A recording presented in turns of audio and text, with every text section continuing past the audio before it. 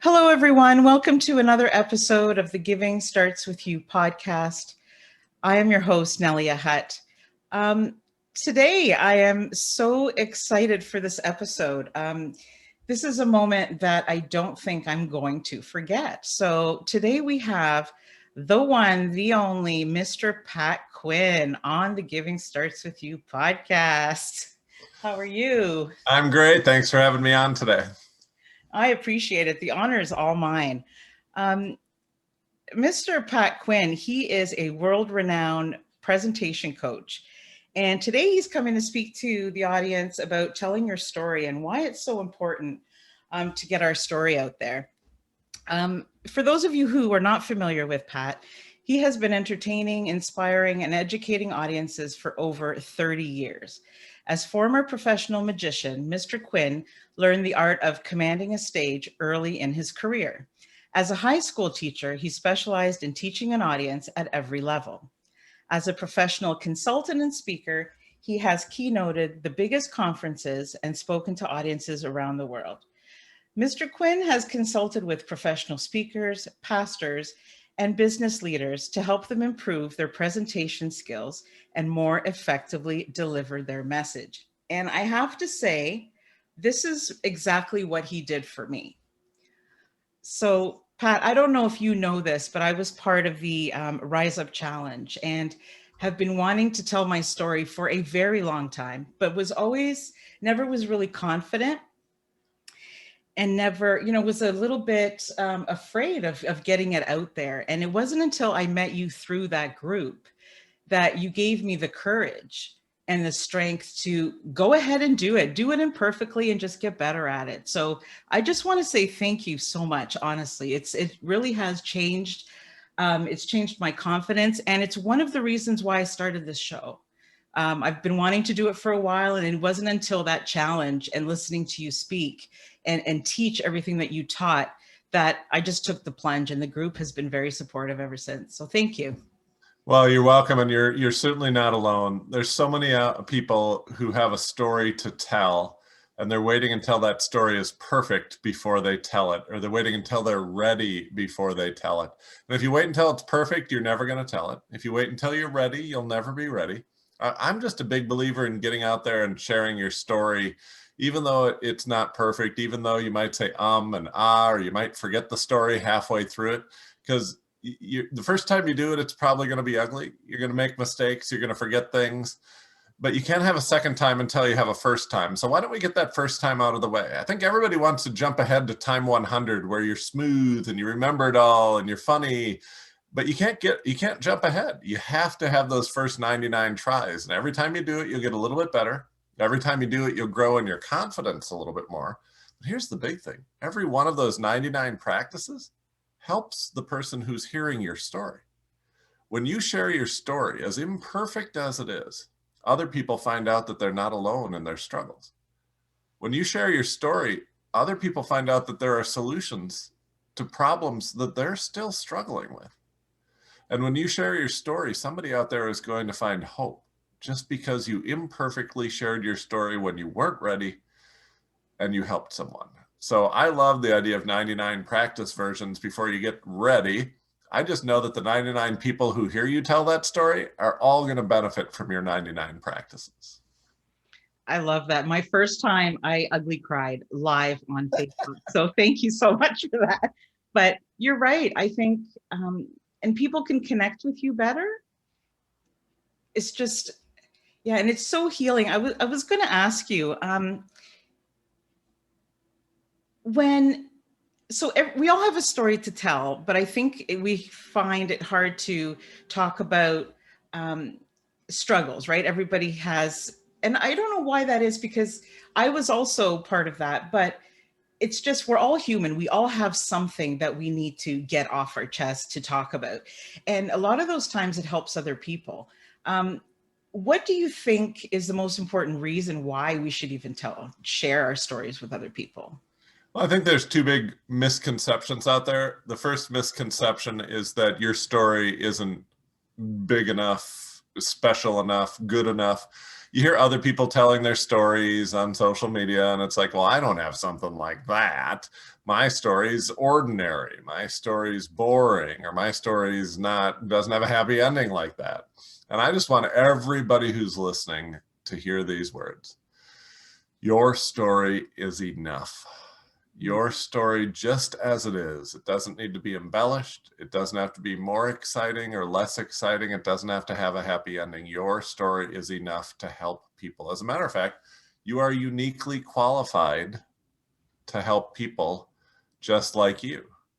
And the longer you hold that story in, there's people just like you who are struggling with the exact same thing you are or were struggling with, who think that they're the only ones struggling with that. I remember the first time I stood up at a parenting presentation and said that sometimes I scream at my kids. You could just feel the room relax because I was giving a parenting presentation. They thought I was going to be the perfect parent. And I was like, sometimes I'm not even, I love my kids, but I don't like them. Sometimes I scream at them. And the room was just like, you do too? And suddenly we opened up the conversation. And if I would have kept that story inside because it didn't make me look good, or because I didn't think it was special, because the story was really just about me yelling at my kids one day, it was like I shared it and other people will help. So the first thing I want you to know is that your story is enough. You know, I coach somebody who's climbed to the top of Mount Everest. I coach 2 different people who've been in space. I coach 2 different astronauts on their presentations. And when they tell those stories, how many other people in the room can relate to them? Like nobody, because nobody else has ever been in space. I coach someone else who talks about, arguing with their spouse about whether the toilet paper should come out over the top of the roll or under the bottom of the roll. And when they tell that story, how many other people in the room can relate to that? Everybody in the room. I don't think a 1 in a million story is the best story in the world. I think it helps 1 in a million people. I think if you have a 1 in every household story, that's the powerful story. That's the story that could have real impact on this world and on other lives and on other people. So do not ever have story envy. Your story is enough. I think the second misconception is that I don't want to tell my story. My story makes me look bad. Or in my story, I'm not the hero, or I'm flawed. And I think the misconception there is that people don't want you to be perfect. They really don't. If you stand up and you perfectly deliver a perfect story and you're perfect in it, who's that helping? I don't want to be around you. I'd feel bad every time I'm around you if you're so perfect. We want people who are flawed. We want to spend time with people who are flawed. And we want your presentation to be flawed too. We want you to have some ums and some ahs, and we want you to ugly cry in the middle of it, and we want you to forget it halfway through, because that reminds us that you're just like us. That reminds us that you're struggling too. The purpose of story is to connect us, not separate us. And if your story is 1 in a million, you're separating yourself from the person you're speaking to. And if your story is perfect, or you're perfect in your story, you are really separating yourself from the person you're speaking to. So the reason it's so important to tell your story is to connect. And you can't do that if the story is kept inside you. You can't do that if you're perfect in the story. You have to be flawed. You have to show your flaws. And when you do that, you help people every single time. I think that's incredible. My whole podcast, so I interview lots of different people, and they come on, and some of the stories, or all of their stories, are very inspiring and very impactful. But there are some people that have come on my show and have told their story for the first time.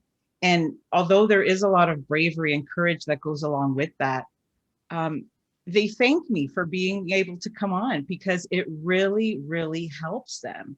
And since I've interviewed some of these folks, they have now told their story numerous times. Like you're saying, it takes 99 times. And now they're writing a book about it. And now they're writing, this is only a span of 6 months. So that's what I love about how you teach what you teach, because you make it relatable. You make it easy for us to understand. You make it, because we all have pain in common, just if you're out there and you're giving the story and you're being perfect in it, you're not being real. That's exactly right. And I think when people recognize that, they'll start to realize they have more than one story. Like Hmm. most people have dozens of stories of, I have a parenting story about struggling with parenting. I have a career story about struggling in my career. I have a speaking story about struggling with my speaking. I have a ballroom dancing story that doesn't have a happy ending about struggling to learn how to ballroom dance. I mean, when you start to think about all the different areas in life that you have a journey, that you have a story arc, that you have an evolution. I mean, you're a multi-dimensional person with multi-dimensional stories. And if our goal is to connect, we'll choose the right story for the right setting, and we'll just be sharing stories all the time. And the world is a better place when that happens. We're a more united place. We trust each other more, we love each other more, and only good things can happen when more people are telling their story. Yeah, I love that very much, and I really enjoy. We went to Guatemala, my family and I, and we did started a music program down there. And the most favorite thing that I experienced was listening to the stories of the people there. And they didn't care how they told it. They just, I'm sure they told it many times, and you do get better at it. But you have like the perfect way of how to perfect your delivery of your stories, right? So you're great at this, like I must say. Well, there is a good way to tell a story and a bad way to tell a story. So although I want you to tell your story, even if it's not perfect, even if it's not, if it's not ready, I want you to tell your story. But you need to recognize if you get a little bit better at this, you would help more people, impact more people, and your message would get out to the world. And so I want to teach everybody here the 3-part storytelling model. It doesn't take a long time to tell a story. So rule number 1, if it's taking you 10 minutes to tell your story, you're telling it wrong. Okay? You're not helping yourself if you take 10 minutes to tell the story. And you're not helping the person you're speaking to if it takes you 10 minutes to tell your story. It actually only takes 3 minutes to tell a story. The best stories are 2.5 minutes long, and they have 3 distinct parts. So the first part of any great story is what we call the before. The before is what your life was like before. And you have 60 seconds to tell us what your life was like before. If it takes 5 minutes to tell us what your life was like before, you got to cut stuff. You're telling us too much. I'm sure you have details in there that the story will make sense without. Just tell us 3 things about what your life was like before. You have 60 seconds, then stop yourself. The second of the 3 parts, the middle section, is called the pivot. That's when things changed. That's when the story turned. And you have 30 seconds to tell us about the pivot. Tell us what happened. Tell us what changed. Which brings us to the third and final part. So the first part is 60 seconds on what your life was like before. The second section is 30 seconds on what changed, which brings us to section 3, the last section. You get 60 seconds to tell us what your life is like now, or what your life is like after the change. And you only get 60 seconds. If it takes you 5 minutes to do this, you're doing it wrong. Cut something. Just boil it down to 3 things. And it'd be great if those 3 things matched up with the 3 things you told us before. So there was this nice contrast. I went from this to this. I went from this to this. And I went from this to this. So for years, I struggled with my weight, and my weight went up and down and up and down. And every afternoon, I just craved snacks. Like I can consume 1,500 calories between 3 o'clock and 4 o'clock every afternoon. And I was tired. My energy in the afternoon would just dip. I'd take a nap almost every afternoon. There it was, 60 seconds, 3 things about my life before. Then at Thanksgiving, my sister introduced me to overnight oats. Oh my, overnight oats. You simply put them in oatmeal and milk in the fridge the night before, and the next day you've got this beautiful creamy food that just fills you up.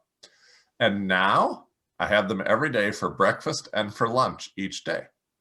And since Thanksgiving, I've lost 16 pounds. Since Thanksgiving, I no longer have the urge to snack in the afternoon. I go right from lunch to dinner, and sometimes I'm not even hungry at dinner. And my energy is level and strong all across the whole day. So there you have it, a perfect 3-act play. There's a before, which took 60 seconds. There's a pivot, which took less than 30 seconds. And there's an after, which took 60 seconds. Now, if you were somebody who was listening and was struggling with your weight or cravings or afternoon energy, I just made it very attractive for you to start Googling overnight oats. I should actually take a commission from the oatmeal company just for telling that story. Because when your before looks like the person you're talking to and your after looks like what the person you're talking to wants, they're going to ask you about the pivot. They're going to want the pivot. They're going to pay you for the pivot. They're going to do anything to get the pivot. And if you say, the solution is this vitamin, they'll start taking that vitamin. If you say the solution is this meditation practice, they're going to start doing that meditation practice. You get to pick the story, but don't take 10 minutes to tell it, because when you take 10 minutes to tell it, the person who you're talking to, their mind is just wandering all over the place. When you take 3 minutes to tell it, they're engaged, you get through it quicker, and you actually help the person that you're talking to. So great stories are 3 minutes or less. They have 3 distinct parts: before, pivot, or after. And those are the stories that change a lot of lives. I'm just trying to think. It is hard to get, like, when you're starting, you need direction on how to get that in the 30 seconds, 2 minute. You do need that. But it's true. Once you get it down, like once I got my story down and I could read it, I'm like, okay, it tells them everything they need to know. One great technique, if your story is too long and you have it like written out on a Word document or something, try cutting each sentence. And if the story makes sense without that sentence, leave it out. If suddenly the story doesn't make sense, leave it in. So I could tell you a story about going to spring break. I was living in Chicago at the time, and we were going to go to spring break just south of Houston and Corpus Christi, but we were going to fly into Houston, and then from Houston to Corpus Christi. And we got on the airplane in O'Hare, and it was a little late. It was an hour late because of some bad weather in Chicago. And when we got up, we were at about 28,000 feet. And this lady who was sitting next to me had her headphones on, but they weren't connected. So her phone was just like playing the music. And then all of a sudden, the airbags dropped down, the oxygen mask dropped down in the airplane. Now, that story took me like a minute and a half to tell. But there's a lot in there that the story makes perfect sense without. Like, that story is basically, I was on an airplane one day and the oxygen mask dropped. Like, that's the same story in 10 words. Now, could I cut, I was on an airplane one day? No, I can't cut that, because then the story would be, I was sitting in my seat one day and the oxygen mask dropped. And people are like, your desk has an oxygen mask? Or your car has an oxygen mask? So I have to put you in the airplane or it doesn't make sense. We have to be up in the air or it's not quite as scary. But spring break, unnecessary. Houston, unnecessary. A second flight from Houston to Corpus Christi, unnecessary. The lady next to me, unnecessary. I mean, the story works without all those details. So try cutting any sentence and see if the story still makes sense. If it doesn't make sense, put the sentence back in. If it does make sense, get rid of the sentence and you'll have much shorter stories every single time. That's a great tip. Honestly, that's take out the fluff, right?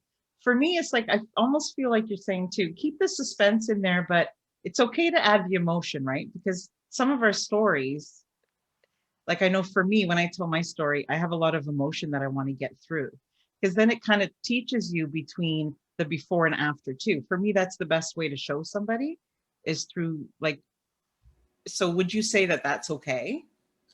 The emotion is absolutely okay. The best way to do that is to take us into a room in a first person point of view where we can see what you see, hear what you hear, feel what you feel, and allow us into your head and tell us your thoughts.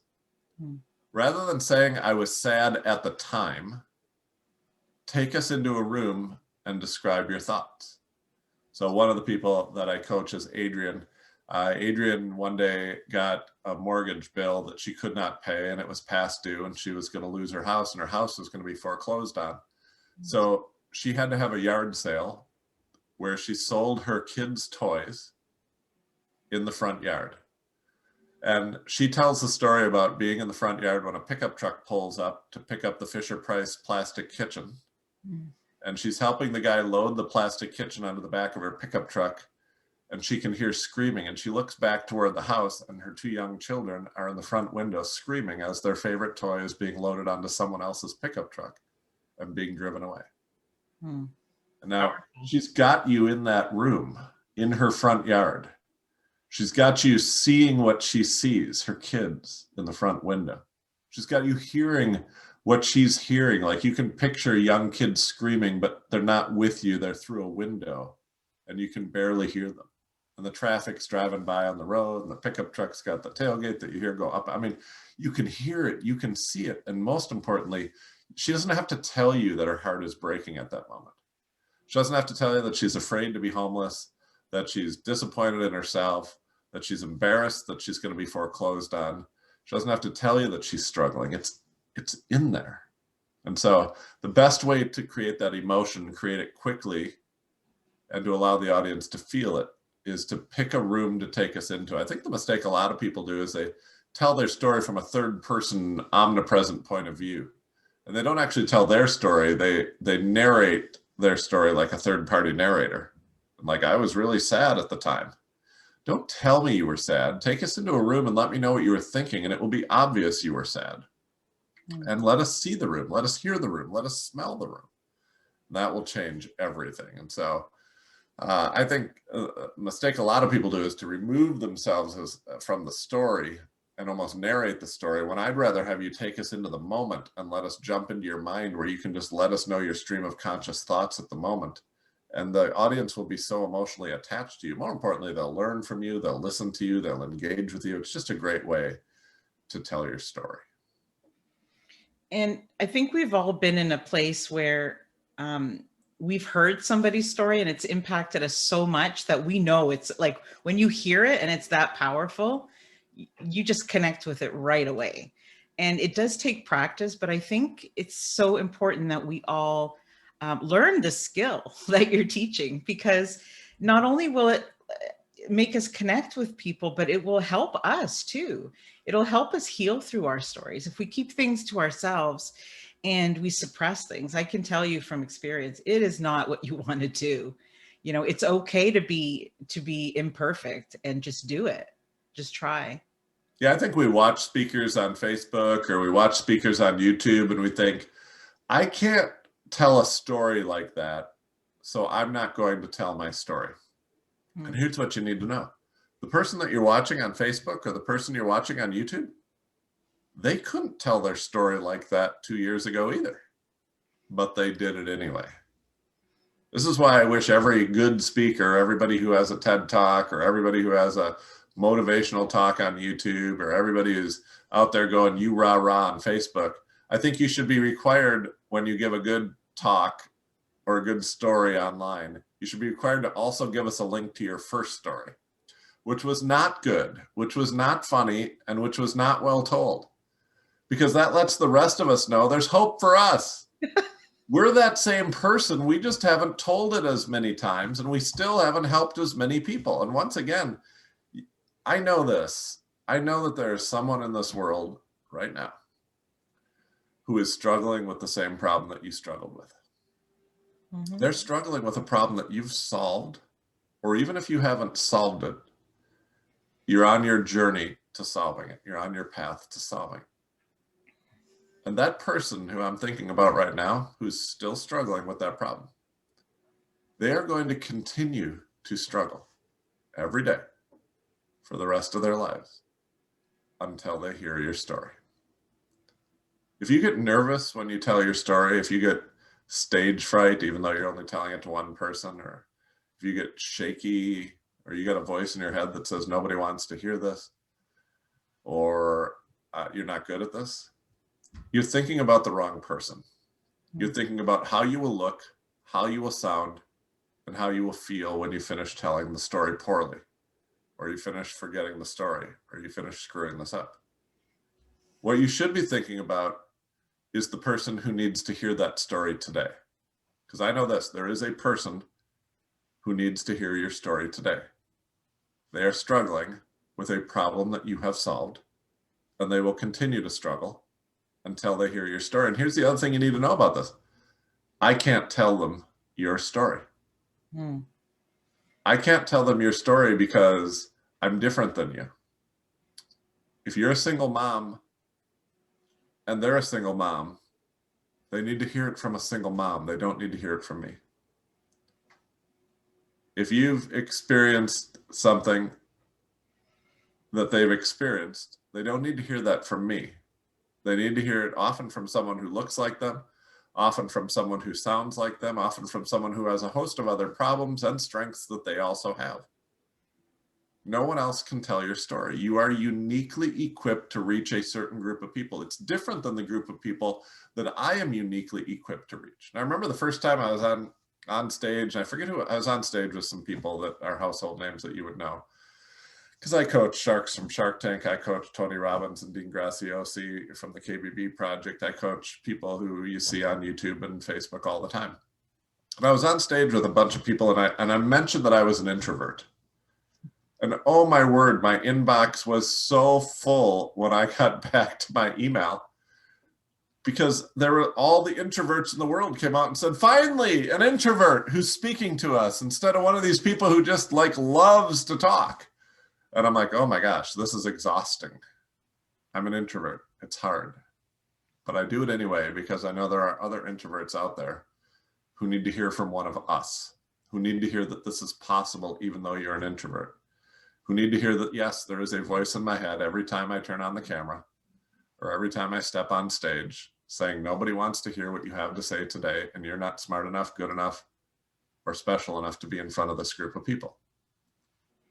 And for you highly confident extroverts out there, you just were like, I don't even know what this guy is talking about for the last 60 seconds.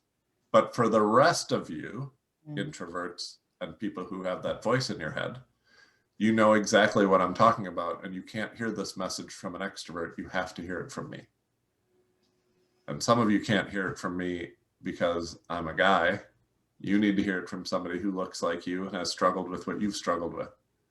And that's why it's not so important that there's just one person out there talking about the issue that you're struggling with. It's important that every person out there who has struggled with what you're struggling with is telling the story, because you will reach a unique group of people that I can't reach. Because you have things in your story that I don't have, and some people can only hear the story from people who look like them, sound like them, and have struggled with what they've struggled with. And so if you're nervous or you're embarrassed or you're thinking you're going to look bad, you're thinking about the wrong person. You're thinking about yourself. And I want you to take a moment each day that you don't tell your story and remind yourself that there is somebody out there still struggling with a problem that you have solved. And they're going to struggle for one more day because you didn't tell your story today. And when you start thinking about the other person, you start walking around the grocery store being like, should I tell that person my story? They could be struggling. They kind of look like they're struggling with what I'm struggling with. You start thinking about posting on social media, not the, oh, hashtag blessed things, but the hashtag really struggling today things. Because there's somebody out there looking over their social media right now who needs to hear that they are not the only one struggling with this today. And you start to look at every opportunity of meeting people on the phone, on Zoom, on webinars, on social media as an opportunity that maybe they're struggling with the same thing and not talking about it just like I'm not talking about it. And if I would bring it up, even in a casual way, even just mention it, well, maybe that would really help. And, you know, I talk to people all over about, you know, my kids struggled with anxiety. Both my daughters did. They struggled with anxiety. One of them was afraid to go to school for a whole year. And it's hard when you're a parent and you're watching your kids struggle like this. But the reason I tell you that is because I know some of you right now have kids who are struggling with anxiety. And just by mentioning it, you feel a little less alone. And you feel like, okay, well, what's happening with his kids now? And if I told you one of my daughters just got engaged, my other daughter is a graduate student in Cambridge, Massachusetts, where I hear there's some really good colleges in Cambridge, Massachusetts, like Harvard and MIT. You'd be like, hey, maybe there's some real solutions out there for this. And for the first time, some of you have hope. Some of you have hope that this nightmare that you're living in with kids who are afraid and kids who have fears and kids who are isolated and kids who are alone. Like, there's hope. There's hope that I know someone else who made it through this. And so there must be solutions out there, and I'm not alone, and there is hope.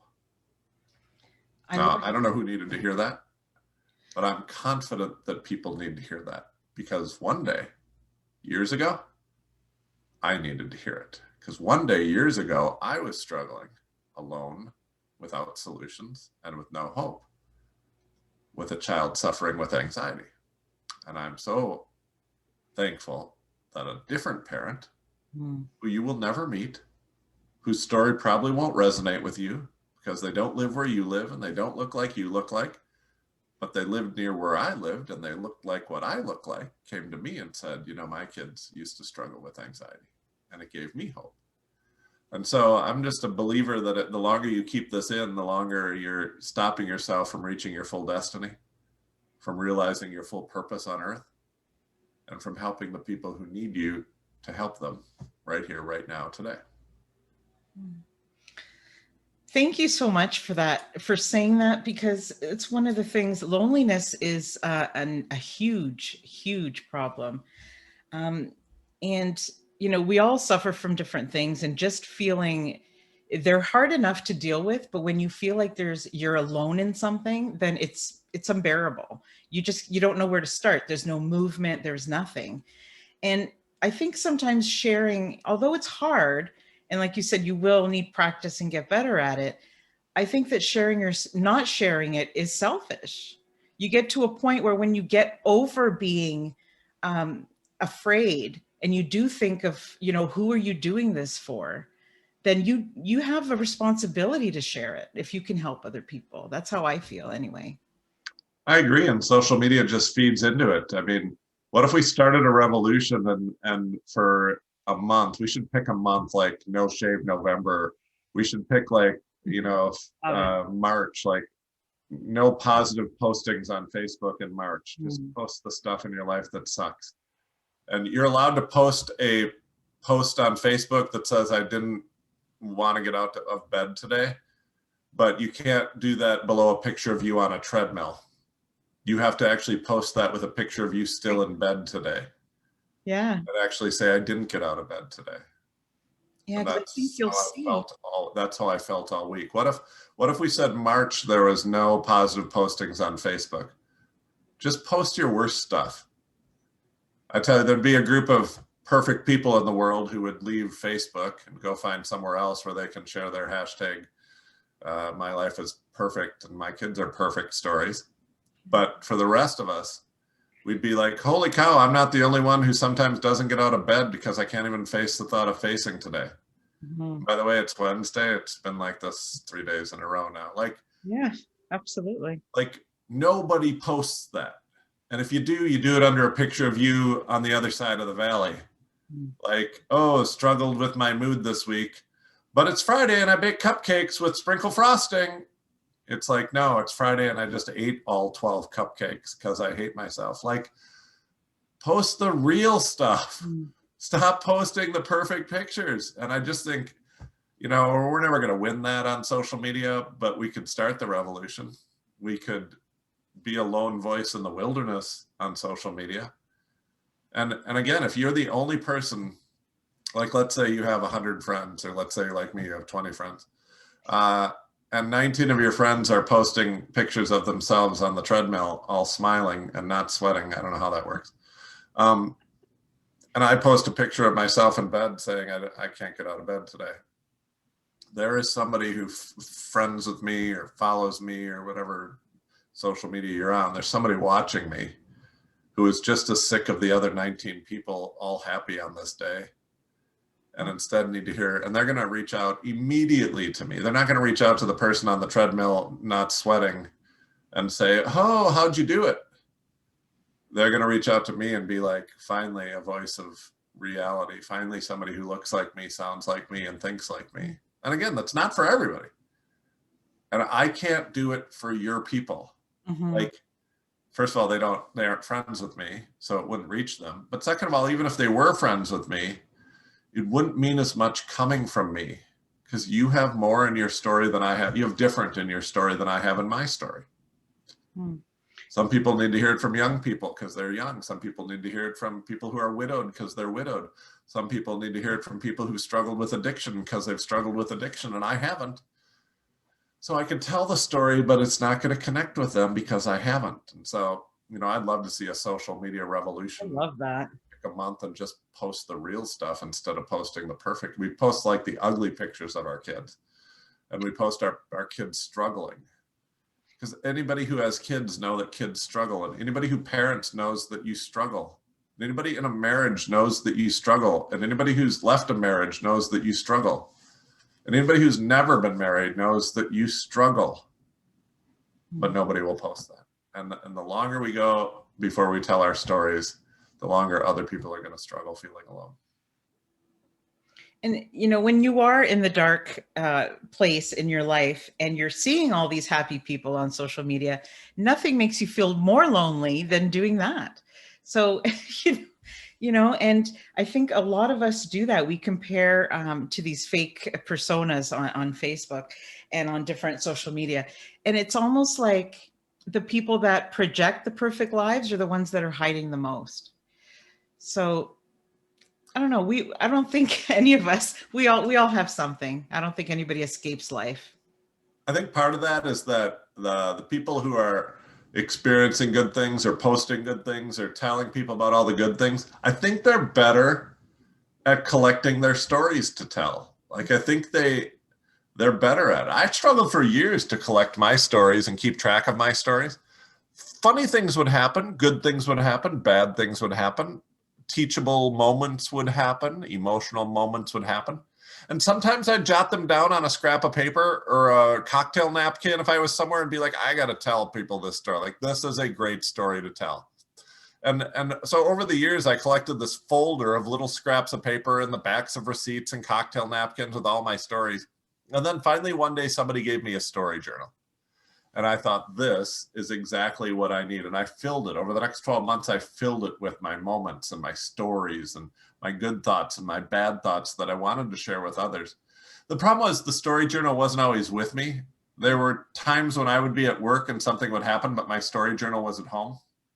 So I'd jot the story down on a Post-it note.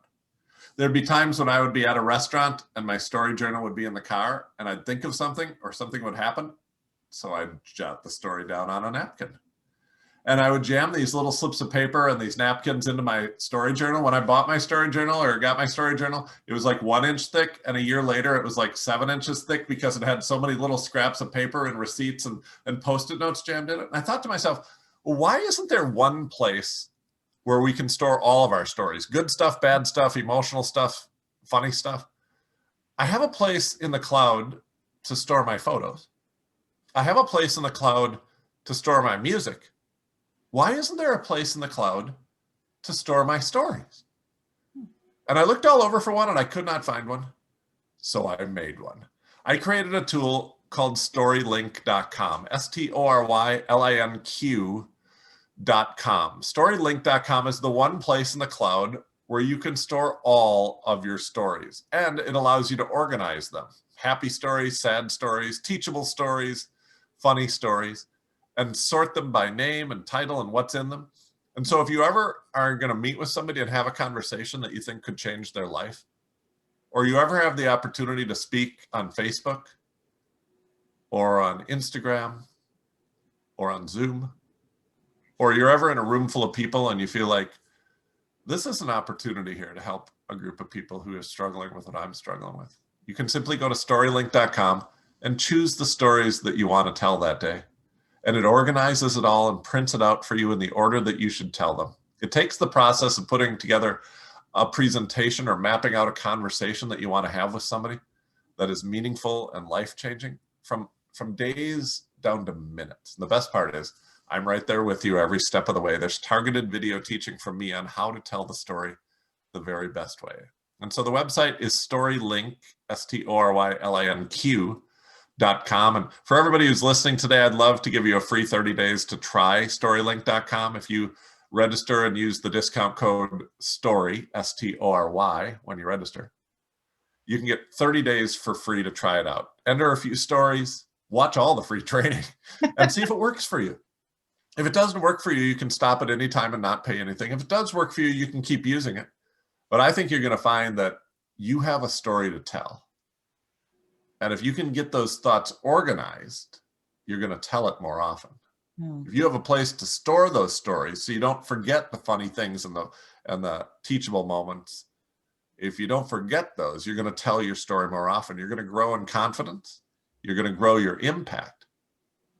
And that person out there right now who is struggling, you'll have a story to tell them, and it will change their life forever. So I hope everybody checks out storylink.com. If you think I don't have a story to tell, or I'm too nervous to tell it, or nobody wants to hear it, you're thinking about the wrong person. When you go to storylink.com, LINQ.com, think about the person who's going to be impacted by the stories that you enter. Think about the person who's going to have their life changed, who's not going to feel alone anymore, and who's going to have hope for the very first time in a long time because you went to storylink.com and shared your story.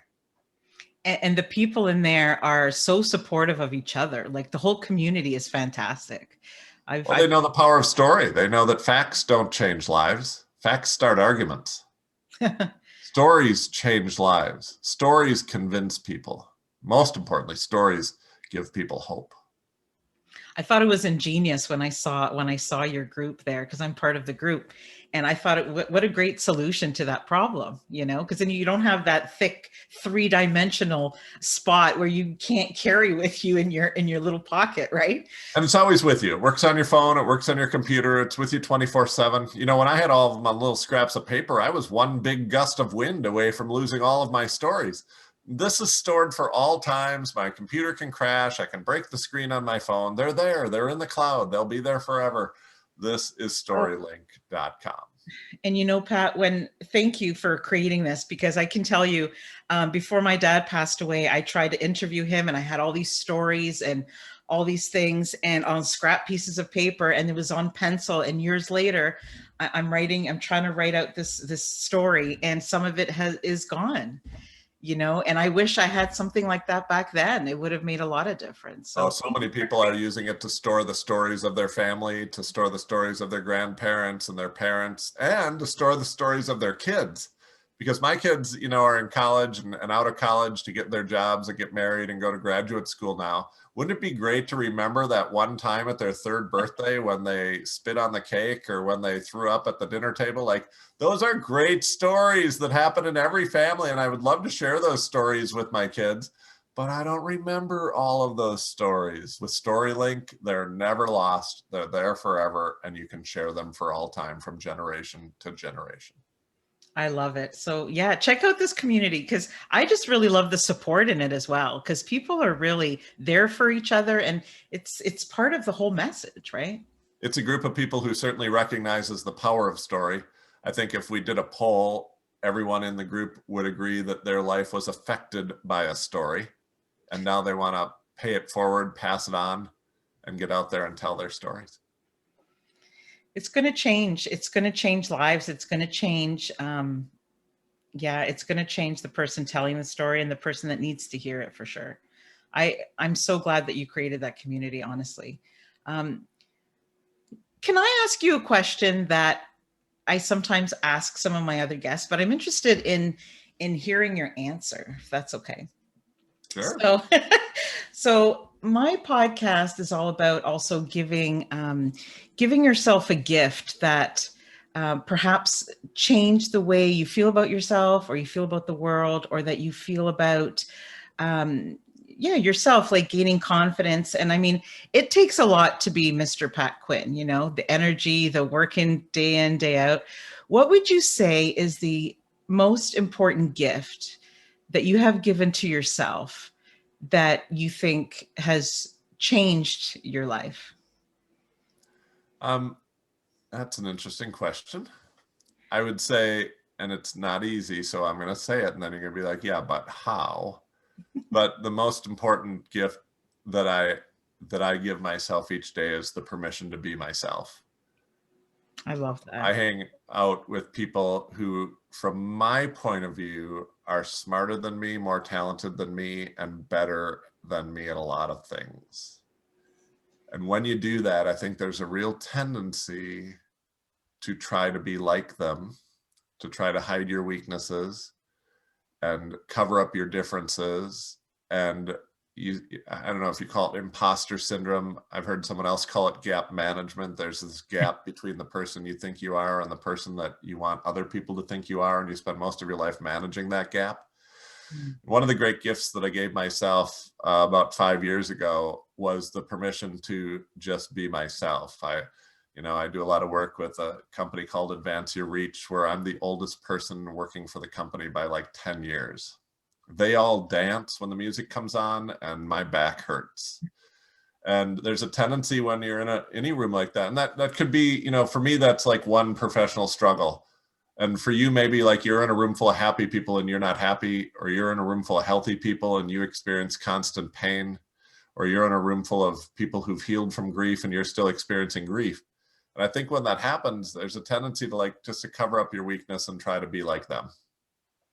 And the daily permission that I give myself to just be myself. When the music comes on and they all start dancing, I just give myself permission to be the one who doesn't dance. When they're all talking about TikTok, I just give myself the permission to say, I don't even know what TikTok is. I can't spend my whole life trying to be like other people. I just need to give myself permission to be me with all of my flaws and all of my weaknesses. And once I give myself that permission, this will surprise some of you and not surprise others of you. Once I give myself that permission and I'm comfortable with it, everybody else doesn't care either. It's when I cared about it that everybody else cared. It's when I tried to hide it that everybody else looked at it and poked at it and commented on it and was critical of it. But once I said, here it is, take it or leave it, like I'm comfortable with it, I don't know if you're comfortable with it, everybody else is like, he seems comfortable with it, I guess we're comfortable. Like nobody cared. Yeah. But that was because I had given myself permission to do it. And I know that sounds like, oh, that's easy to do. How do you do that? I think the same with becoming a good speaker. You just go out there and screw it up a few times and practice it. And you'll learn the lesson that once you don't care, once you're comfortable with it, once you give yourself permission, everybody else is comfortable with it too. Thank you so much for answering that. And I think my audience can relate to that. So definitely, it's something that is a little scary, but there's nothing more rewarding than just being who you're meant to be. So thank you. I love that answer. It's the only answer I got. I don't have a better answer. I'm just me. I tried to give a better answer, but I was faking it. No, that's great. Thank you so much. I am excited. I'm excited for people to take you up on your offer, and thank you for offering the 30 days for free on Storylink. So thank you. I hope that people do take advantage of that and definitely look into it, because I think it will change the way they do things. It'll make things more accessible. It'll make things easier for them to reiterate to other people, and there's nothing but positive things can come from it. So thank you. You are welcome. Thank you for the opportunity to be here. I just want everybody to know, when you tell your story, other people know that they're not alone. Yes. When you tell your story, other people know that there are real solutions. And when you tell your story, other people know that there is hope. So visit storylink.com, LINQ.com, and just keep telling your story. Thank you so much. It was an honor to have you on the show, and it's not something I will soon forget. So thank you, Pat. It's my pleasure. Thanks for having me.